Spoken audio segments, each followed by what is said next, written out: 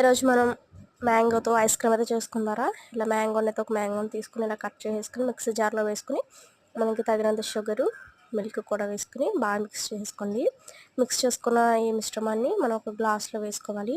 ఒకవేళ మీ దగ్గర ice cream చేసుకునే వాటి ఉంటే కనుక వాటిలో వేసుకుని చేసుకోవచ్చు. నా దగ్గర లేదు కాబట్టి ఇలాగ ప్లాస్టిక్ గ్లాస్లో నేను వేసుకుని దాని మీద ఒక మూత అయితే పెట్టేసి ఇలాగ ఒక పుల్లని అయితే గుచ్చేస్తున్నాను.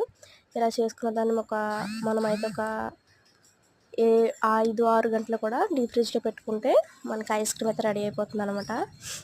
తర్వాత ఇంకా కొంచెం మిగిలిన ఈ మామిడికాయ పల్పిని మనం ఇలా ఒక గ్లాస్లోకి తీసుకుని కొంచెం మిల్క్ కొంచెం షుగర్ వేసుకుని బాగా కలిపేసుకుంటే ఎంతో టేస్టీగా మ్యాంగో జ్యూస్ అయితే రెడీ అయిపోయింది. ఇదిగోండి, నాకైతే ఒక డే అయితే పట్టేసింది, ఎందుకంటే మా ఇంట్లో కరెంట్ అయితే అస్తమానం తీసేసేవారు.